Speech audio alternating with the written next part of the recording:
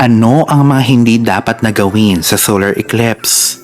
Ang solar eclipse, ito ang panahon na ang araw, buwan at mundo ay magkakalinya. Ang buwan ay nakapagitna sa araw at mundo at ang buwan ang siyang humaharang sa liwanag ng araw papunta naman sa daigdig. Kaya ang tawag dito ay ang solar eclipse. Ang kaibahan nito sa lunar eclipse, ito ay nangyayari sa new moon at hindi full moon. Ito ang mga dapat mong iwasan sa panahon ng solar eclipse. Una, ang mga buntis ay dapat na maligo sa malamig na tubig pagkatapos ng solar eclipse.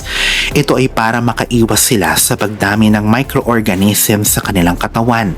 Ito ay nakakatulong din para sa relaxation ng isipan at katawan nila. Pangalawa, kumain ng maaga bago mag-solar eclipse.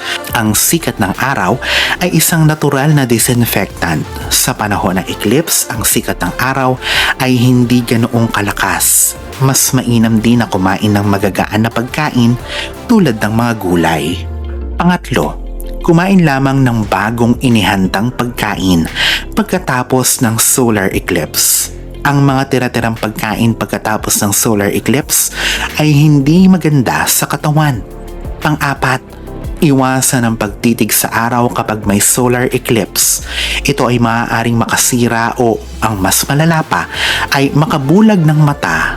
Ito ay maaaring masira ang retina sa ating mga mata. Ang lima, huwag lalabas sa mga buntis sa panahon ng solar eclipse at mas maigi kung sila ay magme-meditate dahil nakakabuti ito sa isang bata na nasa sinapupunan.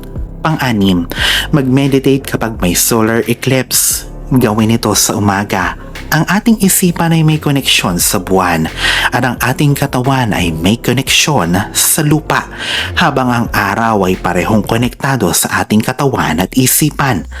Ang meditation ang perpektong paraan para mas mapakinabangan ang panahong ito.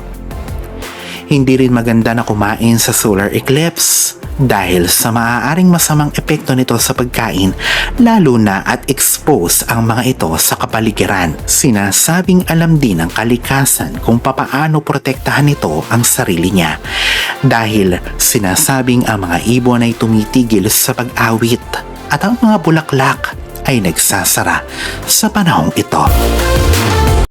Alalahanin na sa poong may kapal pa din, nagmumula ang lahat ng pagpapala, ang kasipagan at ang kabutihan sa ating kapwa kasabay ng buo mong pananalig sa may kapal.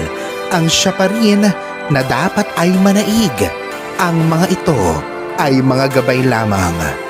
This is Fidel Rosario. Thank you for watching.